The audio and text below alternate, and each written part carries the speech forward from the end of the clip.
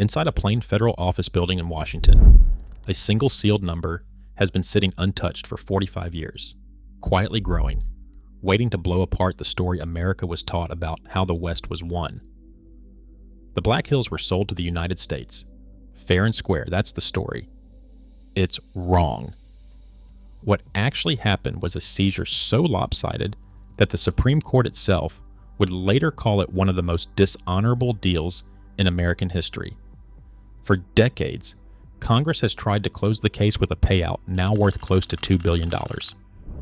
And for decades, one attorney has made it his life's work to make sure his people never take it. His name is Mario Gonzalez, and this fight started in 1877 in South Dakota's Black Hills, with a signature count that should never have been enough to count at all. Look closer, because this is where the official story starts to crack. Most people know the Black Hills for one thing: 4 faces carved into granite, 60 feet tall, staring out across South Dakota. Mount Rushmore pulled in nearly 2.5 million visitors in 2022 alone, one of the most photographed monuments on the planet. Sculptor Gutzen Borglum began carving it in 1927, and it took 14 years and hundreds of workers to finish. The mountain wasn't always called Rushmore. Lakota holy man Black Elk knew it as Tunkasula Sakpe, the 6 grandfathers, tied to a vision of the sacred directions. It was renamed in 1930 after a New York lawyer who happened to be surveying nearby decades earlier. The Black Hills themselves, Paha Sapa in the Lakota language, are not just scenery.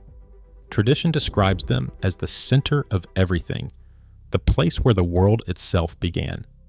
Wind Cave, tucked into the southern hills, is where Lakota origin stories say the first people and the first buffalo climbed up into this world.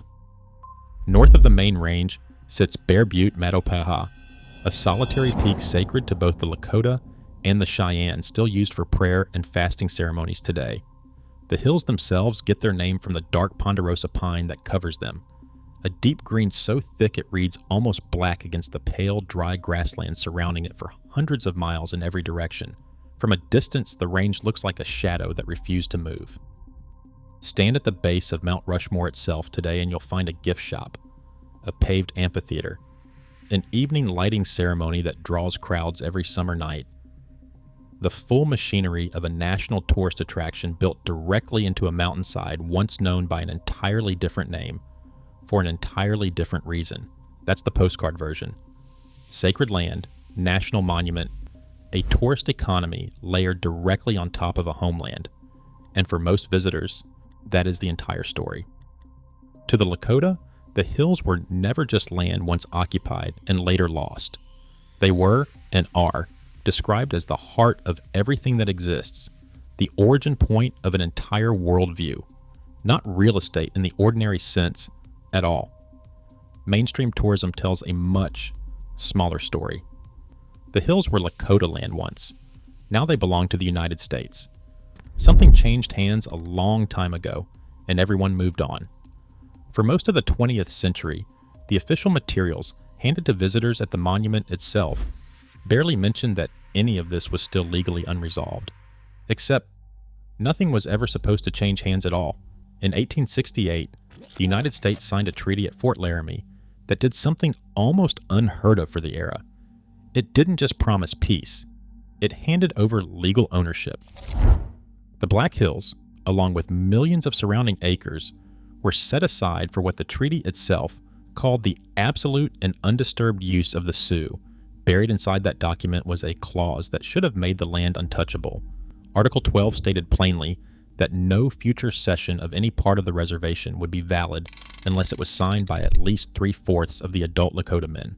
3/4.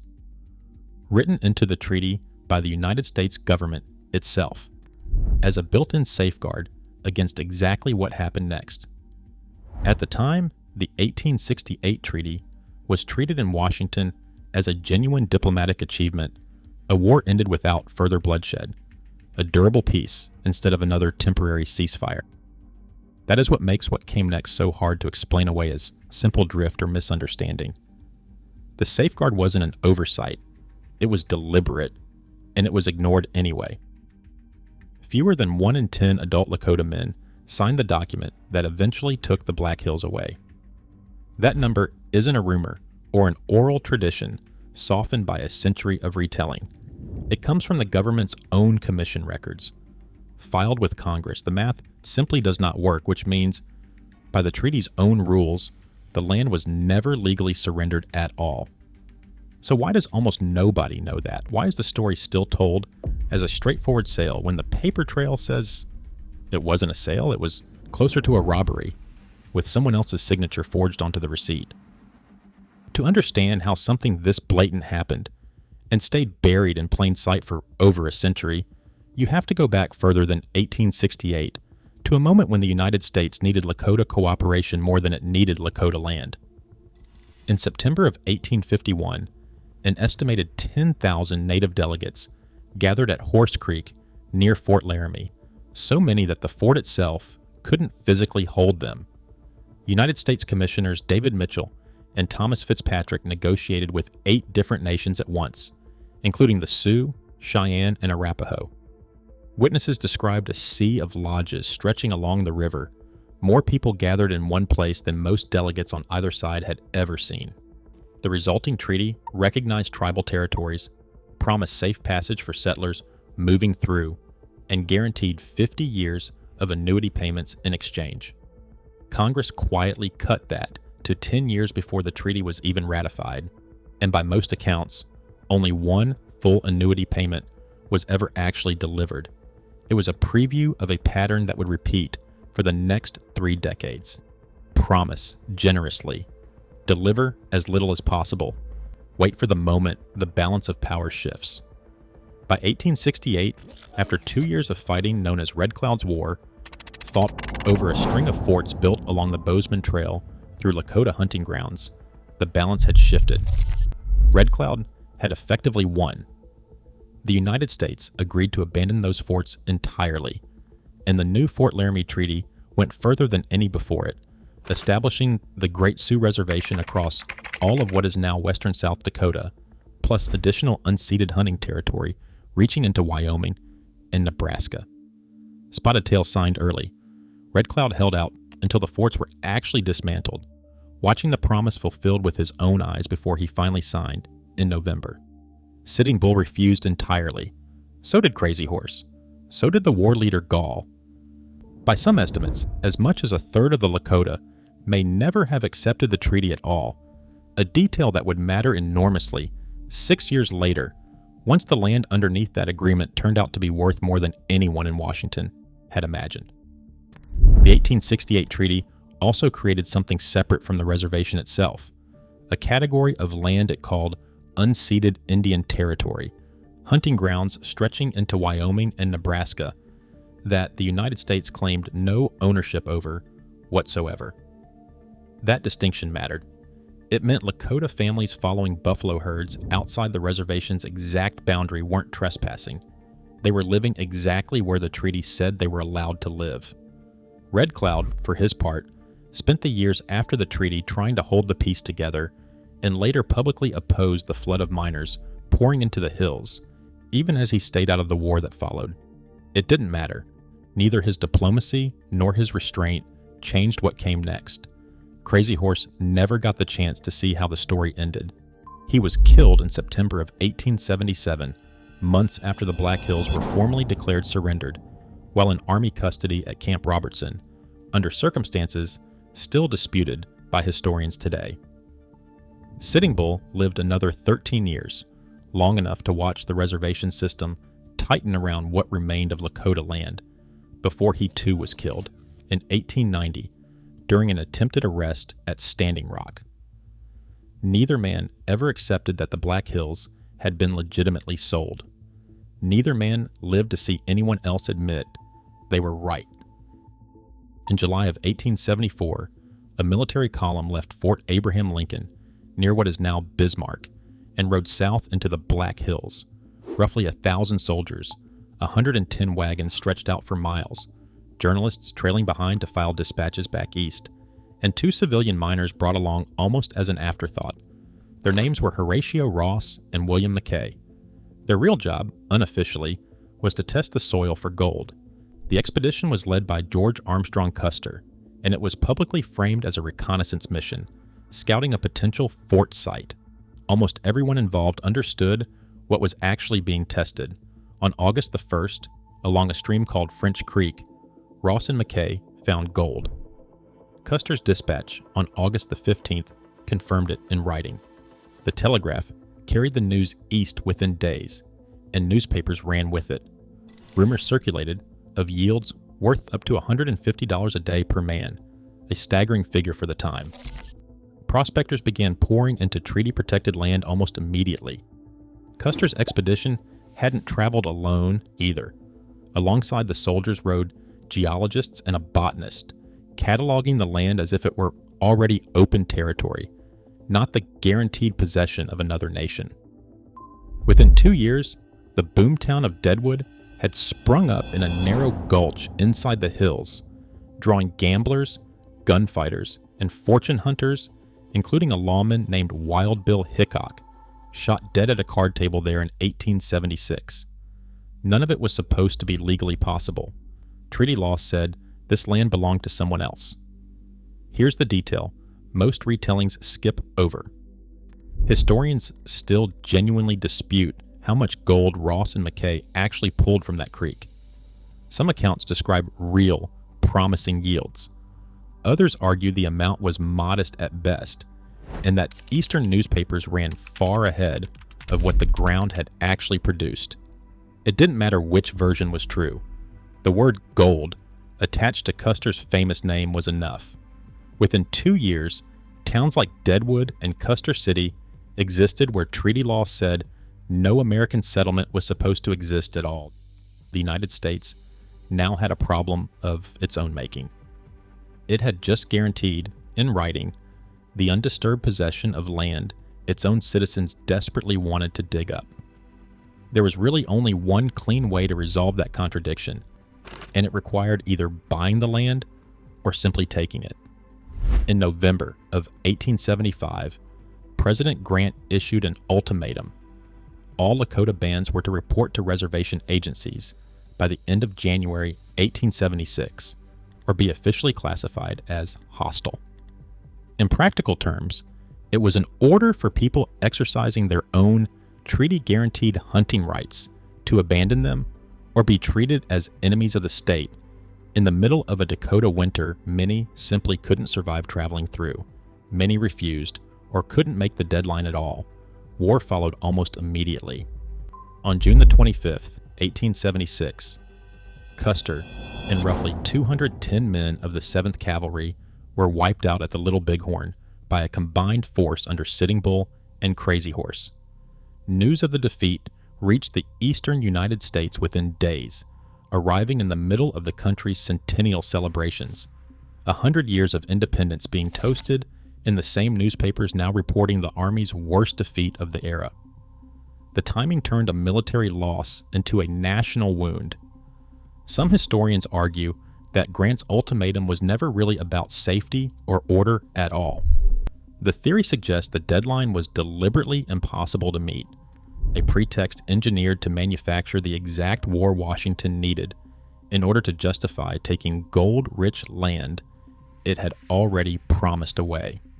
That claim remains debated among historians, not settled fact.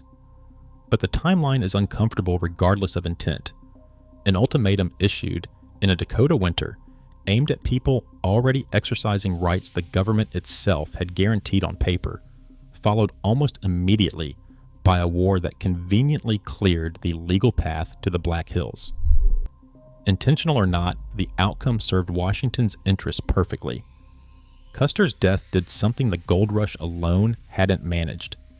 It turned a regional land dispute into a national emergency and handed Congress the political cover it needed to move fast and move dirty. Weeks later, an appropriations writer quietly attached a new condition to future Sioux rations. No food, unless the Black Hills were signed away. Families who depended entirely on government supply for winter survival were told, in effect, that starvation was the alternative to surrendering their land. This wasn't subtle pressure, and it isn't a claim resting on oral history alone. It's written directly into the government's own congressional record. A commission led by George Manypenny traveled from agency to agency to collect signatures under exactly those conditions, moving through communities already facing empty ration houses, presenting the surrender document as the only path back to full supply. There was no real negotiation left in the room by that point.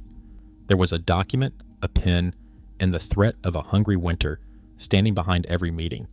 They came back with roughly 230 adult male signatures against a Lakota population where the treaty's own 3/4 requirement would have demanded several thousand. Congress passed the agreement into law anyway. On February 28, 1877, the Black Hills and more than 7 million surrounding acres were declared officially surrendered. On paper, it looked like the end of the story. A treaty was quietly replaced by an ordinary act of Congress. The ink dried, and for the next century, textbooks simply described the Black Hills as land the Sioux had given up. What they consistently left out was that the government had violated the exact legal safeguard it had written into its own earlier treaty. This wasn't diplomacy breaking down under pressure. It was an engineered collapse, built on starvation and a signature count that never should have been enough to pass. For nearly 100 years, that violation sat quietly inside the historical record, acknowledged by almost no one outside a handful of Lakota leaders who kept repeating the same 4 words, generation after generation. The Black Hills are not for sale. Then in 1980, the argument finally reached the United States Supreme Court. It hadn't arrived there quickly. The claim had already been pressed through federal courts for decades before that, repeatedly stalled, dismissed on technical grounds, or told the judiciary simply had no jurisdiction to hear it. Generations of Lakota plaintiffs died waiting for a court willing to actually rule on the merits of what happened in 1877. By the time the case finally reached the country's highest court, it carried the weight of a century of refusal behind it. The case was United States versus Sioux Nation of Indians. Years earlier, the Court of Claims had already examined the 1877 seizure in detail, and its language was unusually blunt for a legal document. It described the taking as a ripe and rank case of dishonorable dealings, language the Supreme Court itself went on to formally adopt. Argued in March of 1980 and decided that June, the court ruled 8-1 in the tribe's favor. The majority opinion, written by Justice Blackmun, condemned what it called the government's duplicity in breaking its own treaty and the pattern of duress practiced against a starving population. Only Justice Rehnquist dissented, accusing the majority of writing revisionist history and arguing bluntly in his opinion that the Indians did not lack their share of villainy either. It's worth sitting with that disagreement for a moment, because it shows this wasn't some rubber stamp ruling everyone quietly agreed on behind closed doors. 8 justices looked at the same paper trail, the same signature count, the same ration records, and concluded the government had crossed a line. 1 justice looked at the same evidence and pushed back hard. The debate over how to weigh a century-old injustice against modern legal precedent was very much alive, even inside the building meant to settle it. The ruling found that the 1877 Act had violated the Fifth Amendment, the constitutional clause that bars the government from taking private property without just compensation. In plain terms, the court treated the seizure exactly like it would treat the government bulldozing someone's house without paying for it, except the house, in this case, was an entire mountain range, and the bill had been sitting unpaid for over 100 years. The court upheld an award of just over $17 million, the estimated 1877 value of the land, plus interest compounding for more than a century. That single detail, interest across 100 years, is the reason a $17 million valuation eventually became a number closer to $2 billion. That should have ended the debate. It didn't, because by the time the ruling landed, the award had grown to roughly $105 million, a number that sounded, on the surface, like justice finally arriving decades late. The federal government had officially admitted, in writing, backed by the country's highest court, that the Black Hills had been stolen. Case closed. Except the Lakota never touched a single dollar of it. Here's where the story reverses and where it starts to get genuinely strange. Accepting that payment, under the legal terms of the ruling, would have permanently extinguished the underlying land claim. Cash the check, and the Black Hills become, forever, a settled financial matter, rather than an occupied, unreturned homeland. The tribes refused, nearly unanimously, publicly, and repeatedly, for over 4 decades. Attorney Mario Gonzalez, who represented the Oglala Sioux throughout the case, has spent much of his career making sure that refusal held firm, ensuring no tribal government quietly accepted a distribution that would legally slam the door shut for good. So the money simply sat in a federal trust account managed by the Department of the Interior's Bureau of Trust Funds Administration, drawing interest year after year, decade after decade, while nobody touched it. There's something almost absurd buried in that arrangement.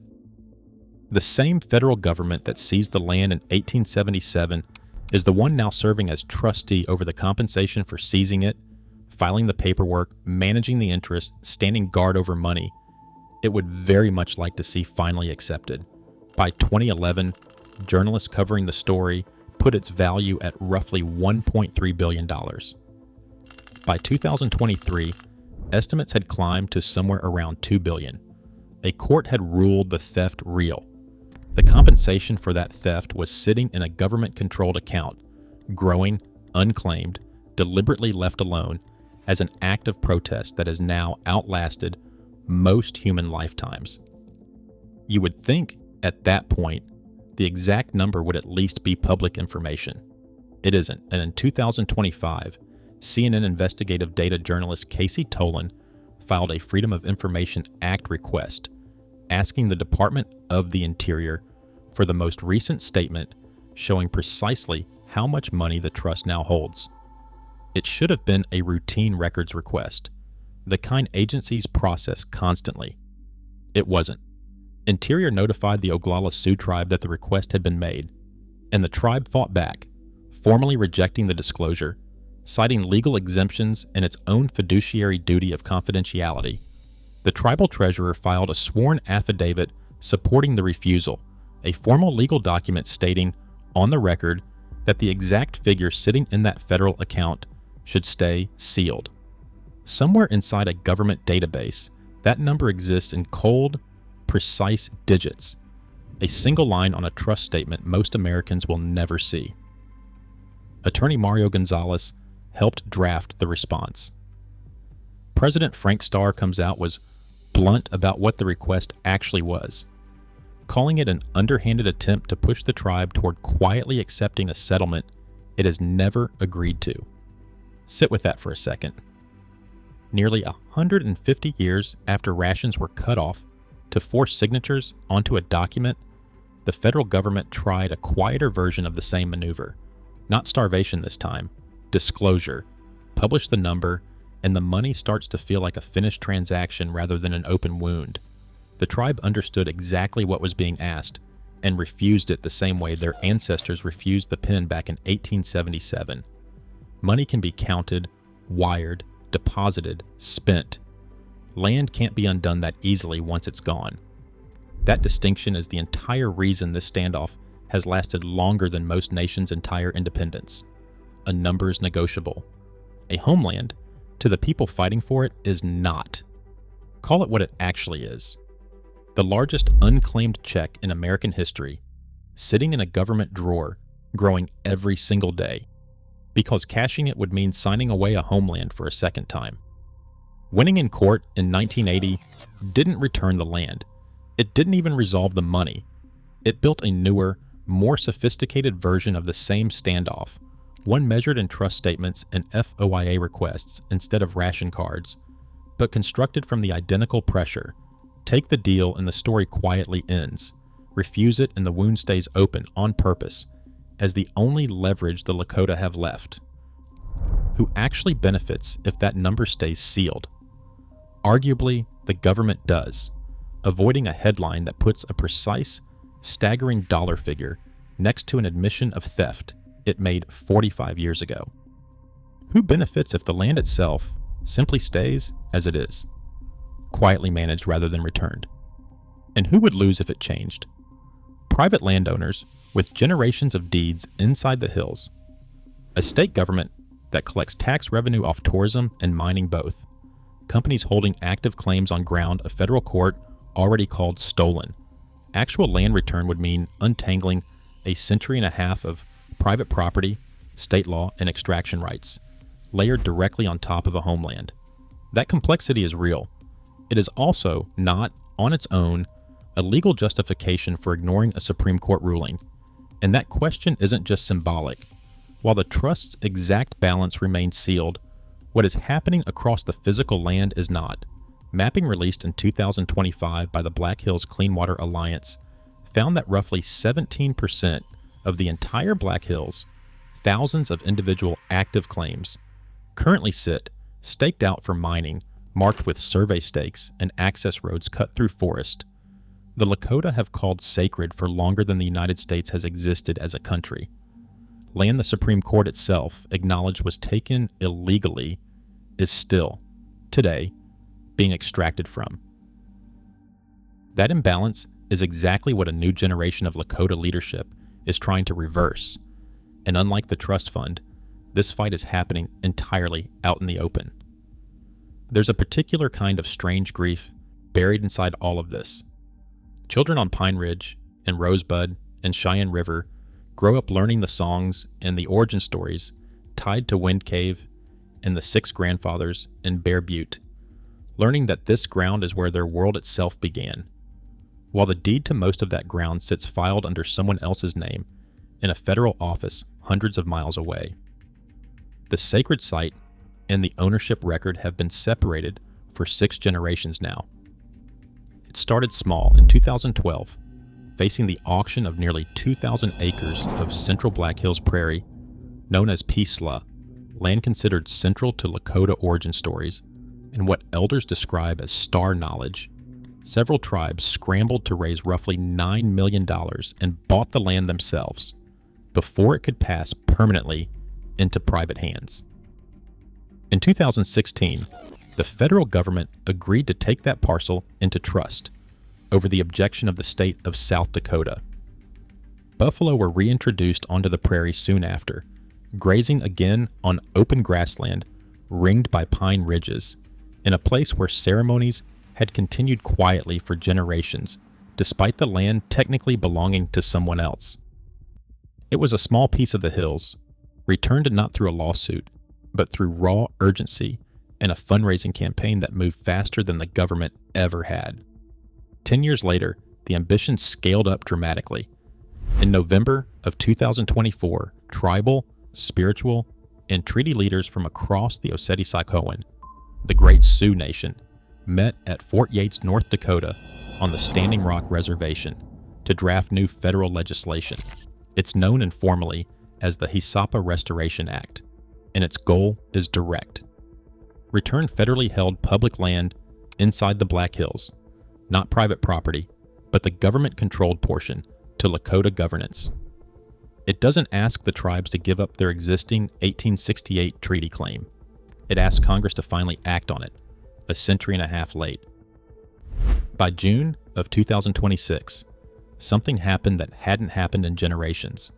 All 9 federally recognized tribal nations in South Dakota passed formal resolutions supporting the developing legislation. Not one tribe, not a coalition of a few. All 9 united behind a single legislative push, organized in part through the Indigenous-led group NDN Collective, part of a wider land return movement that has picked up momentum across Indigenous communities nationwide over the past several years. Organizers pointed straight back to that mining data. Roughly 8,800 active claims scattered across the hills as the sharpest argument they had. Consultation without ownership, they argued, was never protection at all. Elsewhere, the same pattern of small, hard-won returns kept building. In 2022, the Oglala Sioux tribe and the Cheyenne River Sioux tribe jointly purchased 40 acres of land near the Wounded Knee Massacre site on the Pine Ridge Reservation for $500,000, well below what the seller had originally demanded. The tribal council approved it that September, wrote a preservation covenant permanently barring commercial development, and petitioned to place the land into federal trust. It wasn't the Black Hills. It was the site where, in December of 1890, the United States Army killed hundreds of Lakota men, women, and children, one of the darkest single events in the entire history of this conflict. Buying back even a fraction of that ground meant something that no dollar amount alone could capture, and it was proof, small as it was, that the strategy of raising money and simply outbidding history could actually work. The federal government hasn't ignored the pressure entirely either. Also in 2025, Oseti-Sakowin leaders signed memorandums of understanding with the United States Forest Service, covering consultation on land use, protection of sacred sites, and even joint planning for a new visitor center at Pactola Lake, inside the hills themselves. Tribal leaders have been consistent about what that arrangement actually is. Not ownership, not return. A seat at the table on land that was never legally supposed to leave their hands in the first place. And the older wounds haven't closed either. In July of 2020, protesters gathered at Mount Rushmore itself, objecting to a presidential visit to a monument many Lakota view as a second desecration, carved directly into the six grandfathers. More than 20 people were arrested that day, including Nick Tilson, an Oglala Lakota organizer who faced up to 17 years in prison. Every charge against him was quietly dismissed in November of 2022. Meanwhile, roughly 17 miles from Rushmore's finished granite faces, another mountain has been under construction since 1948. The Crazy Horse Memorial, a massive carving begun at the request of Lakota elder Henry Standing Bear, who wanted the world to know that Native people had great heroes too, is still, after more than 75 years, unfinished. Planned to stretch 641 feet long and 563 feet high, with a face alone measuring 87 feet. It would dwarf Rushmore entirely once finished, if it is ever finished. Sculptor Korczak Zyolkowski refused federal funding entirely, insisting it stay privately built. Some Lakota see the memorial as overdue recognition. Others, including prominent voices within the community, have called it another wound cut into sacred stone, this time by well-meaning hands instead of hostile ones. Even inside the movement fighting to reclaim the Black Hills, there is no single agreement on what honoring this land should actually look like. Meanwhile, the numbers at the other monument have quietly started sliding. Rushmore drew nearly 2.5 million visitors in 2022. By 2024, that figure had dropped to around 1.85 million, a fall of almost 24% in 2 years. Officials point to weather, gas prices, shifting travel patterns. But it's hard not to notice the timing. The closed chapter. Everyone assumed this story keeps getting harder to sell as closed. What almost nobody visiting Mount Rushmore today realizes is that the argument over these hills never actually stopped. It just changed shape. From a battlefield in 1976, to a signature count in 1977, to a courtroom in 1980, to a sealed federal ledger sitting quietly in Washington in 2025, still growing, still refused, still worth an amount nobody outside a closed room is allowed to say out loud.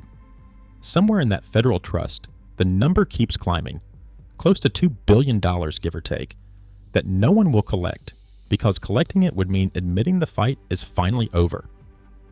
It isn't. 9 tribal nations have now said so, together, publicly, for the first time in generations. And behind them, carved into granite that was never legally for sale, 4 presidential faces keep watching over a piece of land the United States government itself admitted decades ago. In writing, it never had the right to take. Somewhere in Washington, a single line on a sealed federal statement keeps updating itself, quietly, automatically, a number attached to no one's name and touched by no one's hand, the largest unclaimed check in American history still waiting on a signature that will never come. And somewhere in South Dakota, wind still moves across pine-covered ridges that no signature ever legally surrendered, ridges that were sacred before the treaty, sacred during the theft, and sacred now while the ledger keeps growing in the dark. The Black Hills were never really sold. They were taken, and the bill has been sitting unpaid on purpose for almost 50 years. If this pulled you in, hit like and subscribe for more stories like it. Do you think Congress will actually return the Black Hills? Or will that number just keep climbing in the dark?